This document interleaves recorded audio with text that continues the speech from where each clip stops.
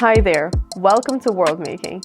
I'm your host, Arina, and today we're going to discuss this book, The Design of Everyday Things by Don Norman, which happens to be the first book of our book club. The Design of Everyday Things is a pretty dense book, so it would be hard to summarize it in this video. Instead of doing that, I decided to choose 5 paragraphs that I found especially insightful and read them out to you today. So, Don Norman, the author of the book, is a professor and a design educator. Don Norman's unique perspective brings in cognitive psychology to make us better understand how people use the everyday things. He gives a lot of examples for us to really grasp the more technical terms that he uses, which I find very insightful and also just so accessible. Also, this is considered the Bible of human-centered design, and Don Norman was actually the first person to have user experience in his title when he worked at Apple in the 1990s. So let's dive in. So the first paragraph deals with one of the biggest premises of this book. Interestingly, many people do experience failures, but explain them away by blaming themselves. In the case of things they believe they should be capable of using, water faucets, refrigerator temperature controls, stovetops, they simply think, I'm being stupid. Alternatively, for complicated-looking devices, sewing machines, washing machines, digital watches, or almost any digital controls, they simply give up, deciding that they are incapable of understanding them. Both explanations are wrong. These are the things of everyday household use. None of them has a complex underlying structure. The difficulties reside in their design, not in the people attempting to use them. So yeah, as I said, this is one of Don Norman's main arguments, and throughout the book he explains what are the things that are wrong with design, that if we can't use the object, for example. Our second paragraph is found at the very beginning of the book. Great designers produce pleasurable experiences. Experience. Note the word. Engineers tend to not like it. It is too subjective.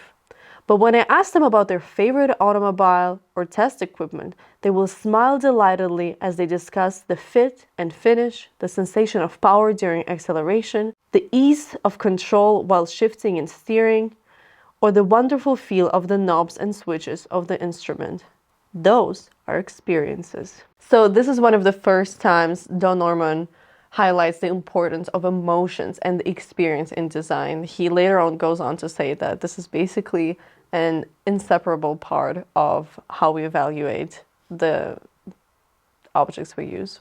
So the next paragraph we're reading is about failure. We need to remove the word failure from our vocabulary, replacing it instead with learning experience. To fail is to learn. We learn more from our failures than from our successes. With success, sure, we're pleased, but we often have no idea why we succeeded. With failure, it is often possible to figure out why, to ensure that it will never happen again. So this is a great lesson for any kind of innovation, not just in design, of course. It's all about not being afraid to fail. Our fourth paragraph is about feedback, which is one of Don Norman's main principles of good design. My dishwasher likes to beep at 3 a.m. to tell me that the wash is done, defeating my goal of having it work in the middle of the night so as not to disturb anyone and to use less expensive electricity. But worst of all is inappropriate, uninterruptible feedback. The irritation caused by a backseat driver is well enough known that it is the staple of numerous jokes. Backseat drivers are often correct, but their remarks and comments can be so numerous and continuous that instead of helping, they become an irritating distraction. Machines that give too much feedback are like backseat drivers. Not only is it distracting to be subjected to continual flashing lights, text announcements, spoken voices, or beeps or boops, but it can be dangerous. Too many announcements cause people to ignore all of them, or whenever possible, disable all of them, which means that critical and important ones are apt to be missed. Feedback is essential, but not when it gets in the way of other things, including a calm and relaxing environment. So I think this one is pretty self-explanatory, and his experience with the dishwasher is known to all of us. This last paragraph is also useful for anyone who wants to innovate. Question everything. I'm particularly fond of stupid questions. A stupid question asks about things so fundamental that everyone assumes the answer is obvious. But when the question is taken seriously, it often turns out to be profound. The obvious often is not obvious at all. So those were my 5 takeaways from this book. And of course, there's so much more insight and so many more concepts in this, and I really recommend you read it for yourself. So if you'd like to explore design and intersectionality further, join our Worldmaking book club. We meet every month on NeuralJam and read and discuss books. I hope to see you in the next session. Bye!